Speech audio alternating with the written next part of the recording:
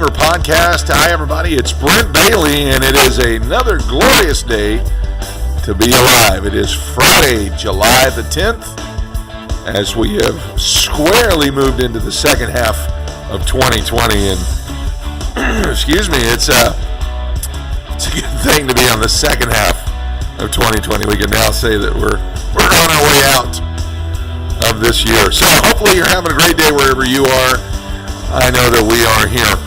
I'm joined today by Jody and Luke, and we're so glad to be with you. We've got a great show planned for you today. I've got one of the best motivational speakers I've ever heard in my life. He is a strategic coach and an author. I've got Simon T. Bailey is going to be on the program, and he'll be out here in just a few minutes. Can't wait to bring him out. He's got so much good stuff to say. I'm going to tell you today, he's like drinking from a fire hose. It's just so much information coming at you so fast. It's so good. So anyway, let's bring Jody and Luke in. How you guys doing over there? There's Jody at least. Luke is busy. I'm over here. He's there. I promise. He's here. So what's going on today, guys? You guys doing well? Doing good. How about you, Luke? Feeling good. Feel alive. Yeah. Awesome. Well, there's a lot of things to talk about today before we get to our guest. I saw a very interesting article about 4 things you should never put into a microwave. 4 things you should never put into the microwave besides... So is the number one food? Is that it? Yeah, probably. Because it does make it kind of taste soggy, doesn't it? Yeah. I've never really had too much, except like soup. Right, soup, definitely. But solid food doesn't do well. Liquids are good. Yeah, liquids, coffee, stuff like Yeah. that. I haven't had a microwave forever. We just got one. I know that when they first came out, they were showing people cooking steaks in them and all kinds of stuff like that. No. Oh, God. It's And I don't think they're the same anymore either. The original microwaves were called radar ranges, and they did have a lot more power, and they did things a little differently. The new ones, not so much. But our question of the day is, tell us your favorite microwave fail. Okay, so in the comments below, give us your favorite or your biggest microwave fail. Aluminum foil. Yeah, turn Jody up a little bit. I can barely hear her. So go ahead. Tell us We had an experience, not with us, but with one of our kids. The same kid twice. The same kid twice. Yeah.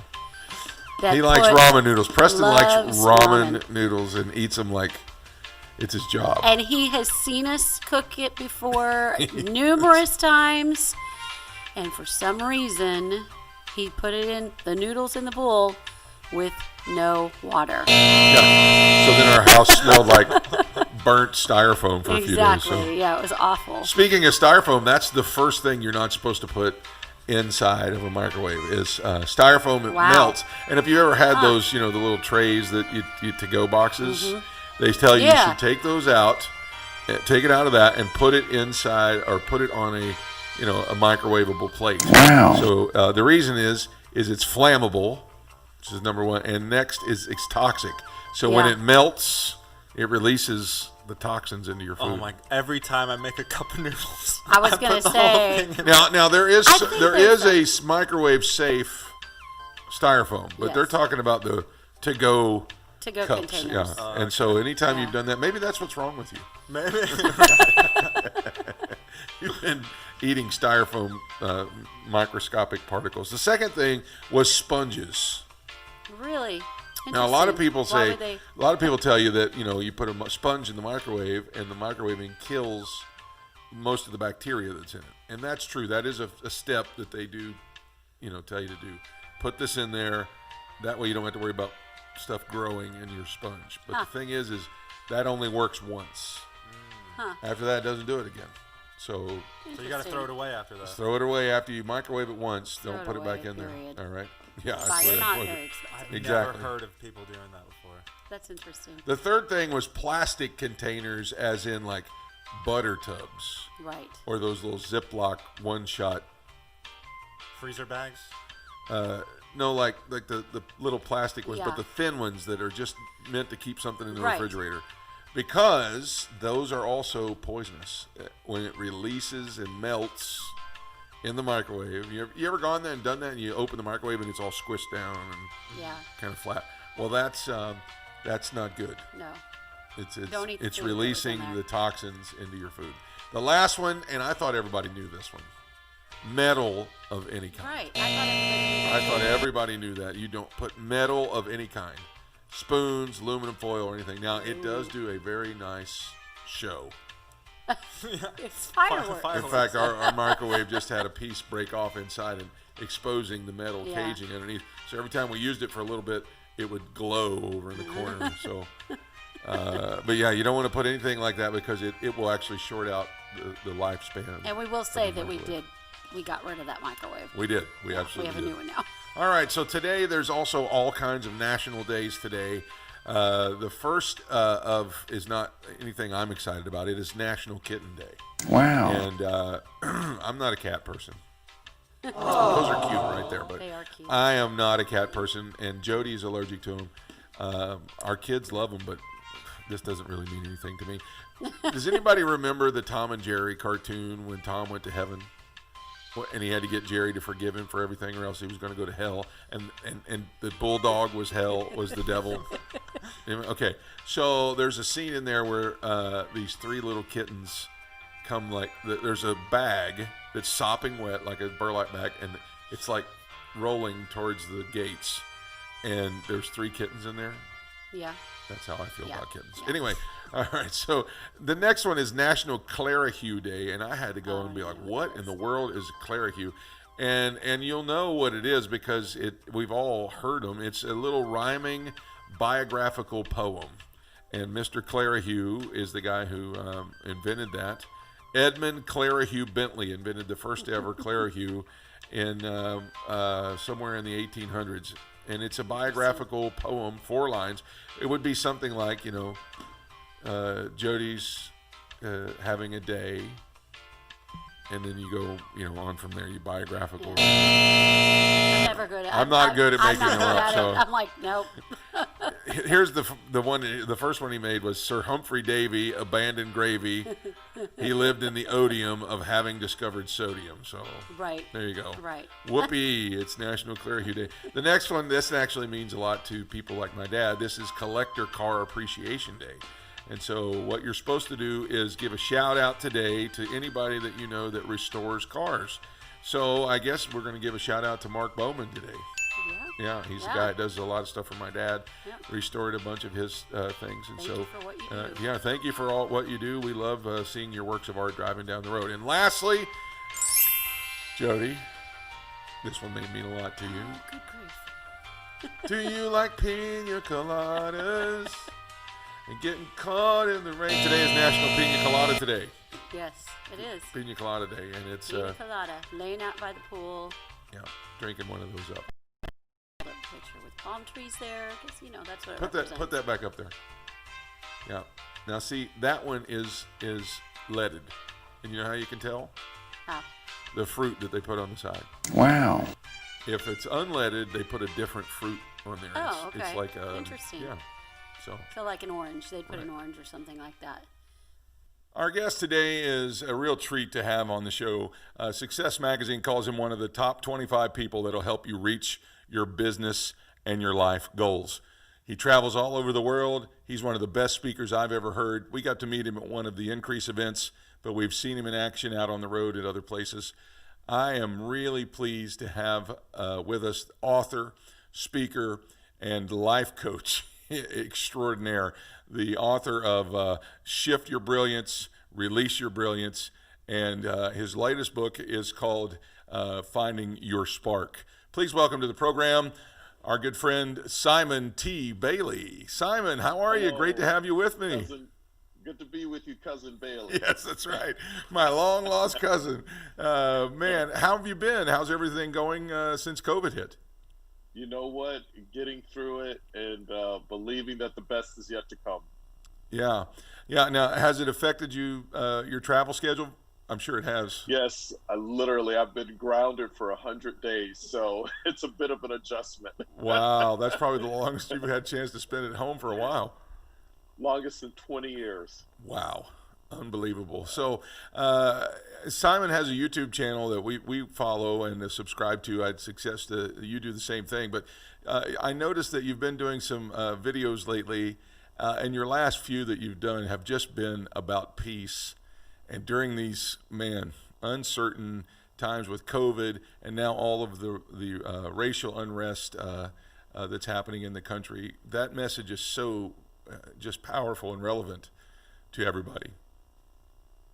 Well, I really believe it's time for us to have a conversation and build a bridge from where we are to where we can go together, locking arm in arm, understanding that it's not about you're right and I'm wrong, but it's understanding how do I recognize that you have value and how do I respect as I get to hear, heal, and help. And so when we start these conversations, and we've been doing our best to try and have those same kind of conversations, which is really what this podcast was birthed from. What are some of the questions that we should be asking ourselves during those times? I think the first question we have to start with is, what is it that I don't know? What have I been told that is not necessarily true about other races, other people, other ethnicities? What information has been fed to me, and based on what? And begin to do our own research, asking the deeper question, is it true or did somebody make it up? And when we really begin to peel back the onion and get to the core of the issue, what we understand is no matter how we bleed, we all bleed red, even though the pigmentation of our skin might be different. So we've got to ask that deeper question. What have I been taught, and who has passed on this belief system to me about others? And once we identify that, Simon, how do I go about changing that and breaking that? I think we have to look within ourselves and start with ourselves and say, what is it in my heart that is prohibiting me from really connecting with you? And how do I come to a place of forgiveness within myself and say, I have been wrong within myself. Now I need to learn. And I start by asking you a question. Tell me about you. Tell me about your life. Tell me about your journey. You may have never walked a mile in my shoes, but the empathy to want to know about my side of the tracks helps me let down my guard and become open to really understanding that you care and you want to know. Our guest today is Simon T. Bailey's author and speaker and success coach. Simon, as people have begun to really, now I'm only 49 years old, getting ready to turn 50 next year. I haven't seen and lived through a lot of the 60s and things. So in my lifetime, this has been the most prevalent of times of conversating and people actually getting to talk about these things, and really rightly so. What in your experience have you seen periods of this before where people have really started to talk like that, or has it been something that's kind of been glazed over? I think it's been totally glazed over, and people go in their homes, they lock their doors, they close their shutters, and they never open themselves up to the neighbors around them who may not look like them. And so it's always been there, but everybody's turned a blind eye. And I think the reason why this has happened is you have a perfect storm of COVID-19 sheltering in place, you have racial interest, and then you have economic uncertainty. And so all of a sudden you have this cocktail of opportunity where everybody's waking up like, whoa, what's really going on? And I think what's really going to solve this is when people start in their neighborhoods and invite people who don't look like them to say, if I can't invite you into my home, obviously because of COVID-19, can we at least meet someplace establishing physical distancing, but to start just communication and a conversation around how do we get better, even do it virtually, to say, how do I begin to reach out to individuals who are from different walks of life for what we may learn together at the table of brotherhood. That's so good.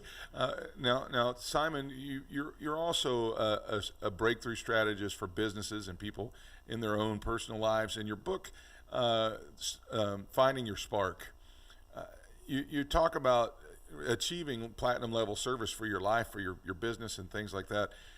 And I obviously we want to drive people to buy the book, but Can you give us just a little bit of insight of how that can apply to us during this time right now? Yeah, so when I wrote the book Be the Spark, it really was starting with what makes me come alive. Because when I find my spark, I find my joy. When I find my joy, I find my voice. When I find my voice, I find the opportunity and my freedom. So everyone listening to us right now is, what is that thing that you would do if no one paid you to do it? What is the problem that you have been created to solve here on earth? And when you do that, that moves you towards finding your spark. And so the premise that I'm catching from it is that once you get that spark, that's what it turns into the roaring fire of of your Yes. life. Yes. All of your activities, your priorities, your habits come out of that spark, that thing that you've been called to do, your universal assignment that no one else can do beyond you. Now, during this time, and you mentioned it earlier, it was a perfect cocktail of things. But it seems to me that during this time of being locked up in the house and grounded, as you called it earlier, also, that this is really causing people to really evaluate some things and to go looking for that spark, isn't it?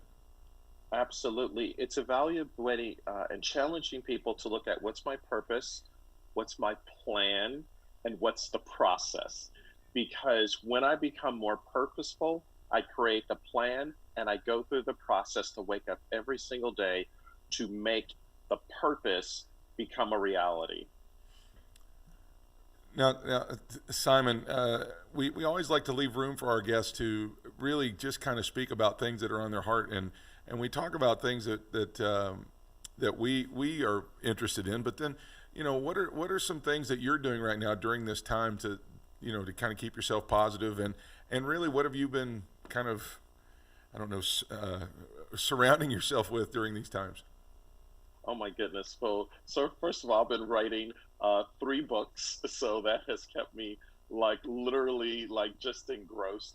I'm creating a whole online institute because I normally was on a plane traveling somewhere in the world to speak, so now I'm speaking virtually, and we'll be launching the Simon T. Bailey Online Institute, which will be a repository of all of my best thinking and learning.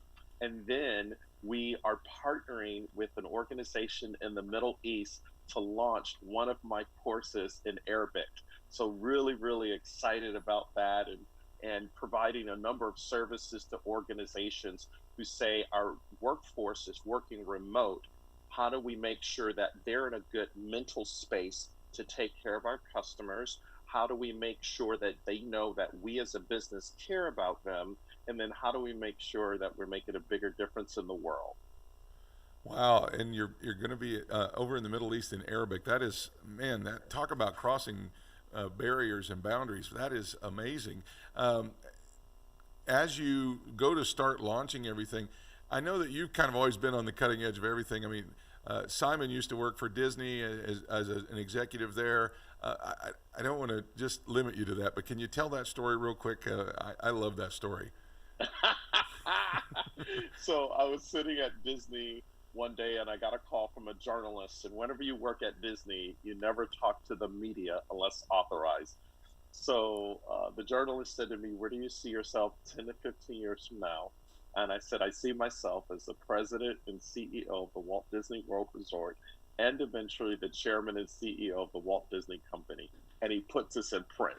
So the article comes out, page 12, Florida Business Trend magazine, February 2002. And my boss calls me in the office and he says, like, "What were you thinking when you did this interview?" And I said, "Larry, I work at this company whose motto is, if your heart is in your dreams, no request is too extreme. For when you wish upon a star, it makes no difference who you are, but obviously it does here." So funny today, not funny then. So HR shows up and asked me to sign a piece of paper that went into my personal file. And let's just say Disney didn't fire me that day.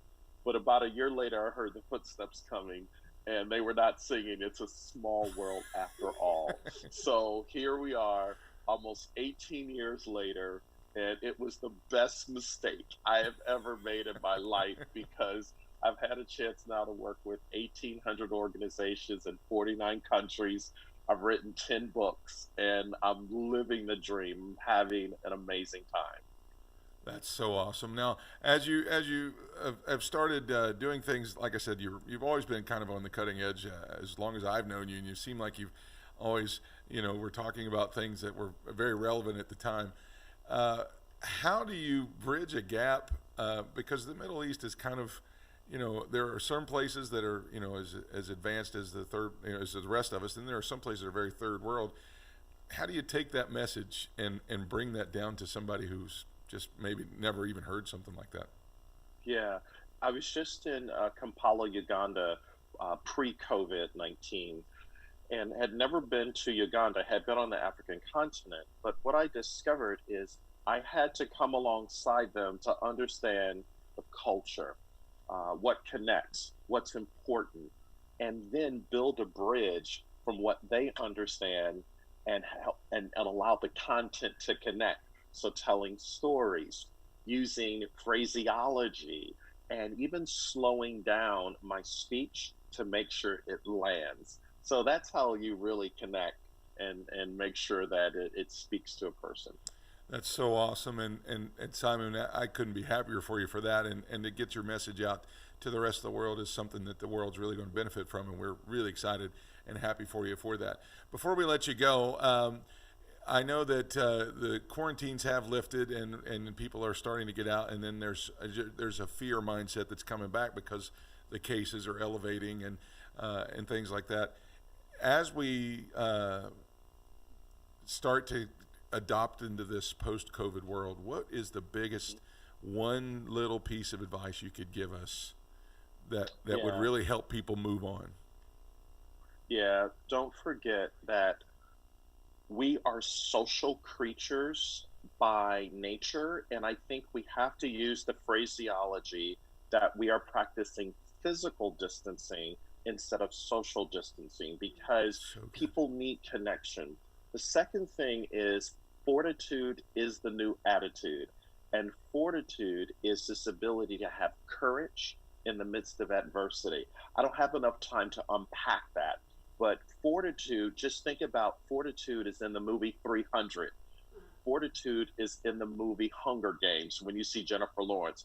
Fortitude is in the movie Wonder Woman. Fortitude is the new attitude.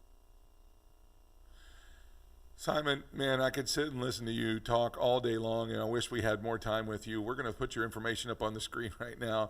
Uh, as we start to head into this post-COVID world, if you'd like, and I highly encourage it, but if you'd like to get some of Simon's information, it's coming up on the screen right now. It's on Instagram, it's Simon T. Bailey. I can barely see it down there. Facebook is Simon T. Bailey, and on LinkedIn also, he's Simon T. Bailey. You can get all of his books at simontbailey.com. You can sign up for his coaching service. You can also get his newsletter there. He's also available on Amazon. You can pick up all of his books there, and every one of the books that I've read has really spoken and awoken something within me. Simon, thank you so much for taking the time to be with Thank us you. today. Thank And you. as we leave you off with this, I'm just going to ask you one last question. Can you just say one quick word about the brilliance on the inside of everybody? So everyone has brilliance, potential, and genius in them. You know, there's a scene from the movie Lion King where Rafiki holds up Simba, and as Simba begins to grow, Simba says, "Remember who you are. You are more than what you have become." That is your brilliance, is recognizing you are more than what you have become. So brilliance is your insight, your potential, your genius. Simon T. Bailey, everybody, thank you so much for being with us today. Have a great rest of your day. We just appreciate and love you so much, and looking forward to seeing you again. Thank you, cousin Bailey. Yeah, you too, cousin. We'll talk to you soon. All right. That is author, speaker, coach, and success strategist Simon T. Bailey. As you can tell, there's so much there. Every time he speaks, it's a soundbite, and it's just awesome. And man, I'm so grateful that he took the time to be with us today. Coming up Monday on the program, I'm going to have a special young man with me who has started a new program inside of jails and prisons to help educate and really offer hope and inspiration to the inmates. He started this in Clark County, Ohio, and he's now spreading it on a national level to jails and prisons all across the United States. The great thing about this guy is he's related to me. His dad and my dad are brothers, and I'm so excited to be having my cousin, Reverend Tony Bailey. And it's become a Bailey show here. We had Simon today and Tony on Monday. Have a great rest of your day today. We love you guys so much. We encourage you to grab a hold of Simon's information. There, it'll be coming up on the screen again. And as you do, pick up the books, pick up the information, book him at your church, book him at your event. It's a great. He's a great man and a great speaker. It'll speak a lot into your life. Until Monday, we love you guys so much. For Jody and Luke, I'm Brent Bailey. Get outside and break the cabin fever. Have a great day, everybody.